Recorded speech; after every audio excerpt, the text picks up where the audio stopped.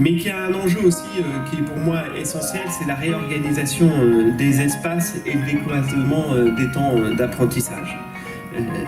Et à travers ça, bien évidemment, il nous faut intégrer tous les enjeux en lien avec, en particulier, la question de l'architecture scolaire. Aujourd'hui, le numérique vient transcender réellement tout ce qui, le temps, l'espace, et on est amené là aussi à faire que nos établissements scolaires tels qu'ils sont pensés aujourd'hui doivent aussi évoluer pour pouvoir développer de nouvelles pratiques pédagogiques en lien bien évidemment avec les outils numériques.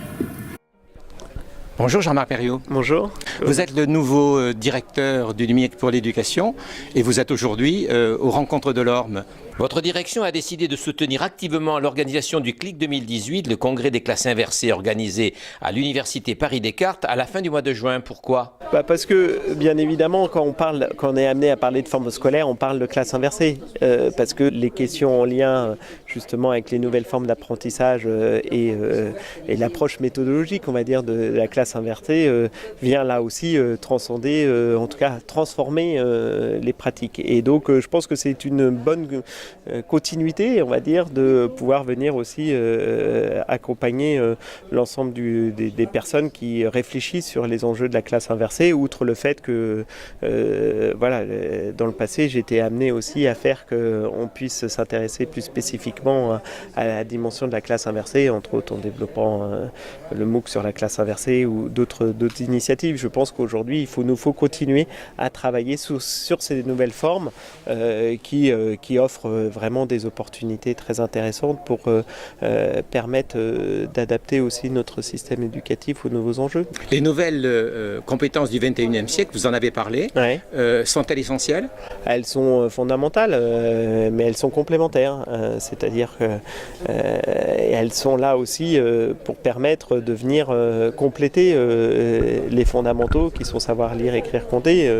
Voilà. Et ces compétences du 21e siècle, elles viennent offrir aussi une complémentarité essentielle et une direction du numérique pour l'éducation est amenée aussi à accompagner ces compétences-là et à faire qu'elles puissent avoir en tout cas un vrai impact dans des pratiques pédagogiques. Donc elles ont une dimension assez universelle aussi. Alors aujourd'hui, c'est vrai qu'on n'a pas encore totalement mesuré ce que ça pouvait, en tout cas le déploiement de ce type de compétences, mais on sait que voilà, elles vont jouer un rôle essentiel dans les prochaines années.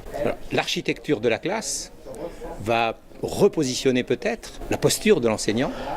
L'architecture de la classe, l'architecture de l'établissement, tout ça est à repenser aussi. Il y a beaucoup de choses qui sont faites, mais il va falloir aussi continuer à accompagner le mouvement parce que ce soit les collectivités territoriales, que ce soit l'ensemble des acteurs de la communauté éducative, les parents. Quand vous créez des salles de parents dans les nouveaux établissements pour permettre des rencontres, c'est une autre façon aussi de rentrer dans l'établissement et tout ça est rendu aussi possible par des choses très simples, c'est-à-dire que c'est plus facile de sécuriser un établissement grâce au numérique aujourd'hui que ça ne l'était par le passé. C'est une dimension très pragmatique, mais c'est aussi ça, la question de la forme scolaire dans le champ de l'architecture scolaire, c'est-à-dire cette capacité à créer de nouveaux espaces, du décloisonnement, à permettre à l'école d'être ouverte sur son environnement, et là aussi, voilà, c'est la dimension technologique offre des opportunités.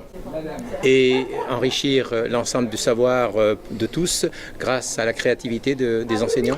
Disons qu'on sait très bien que, et ça aujourd'hui on en est tous convaincus, on est à la fin d'une période qui a renforcé l'individualisme. Aujourd'hui on sait que pour affronter les enjeux sociétaux qui seront les nôtres demain, seul le collaboratif et l'intelligence collective permettra de faire que nous arriverons à pouvoir résoudre un certain nombre de problèmes. On voit bien à travers toutes les initiatives scientifiques que tous ces scientifiques qui se mettent à collaborer ou en tout cas à la puissance de l'intelligence artificielle demain va aussi bouleverser beaucoup de choses. Donc on est dans un environnement qui est totalement amené à évoluer et il faut qu'on accompagne tout ça.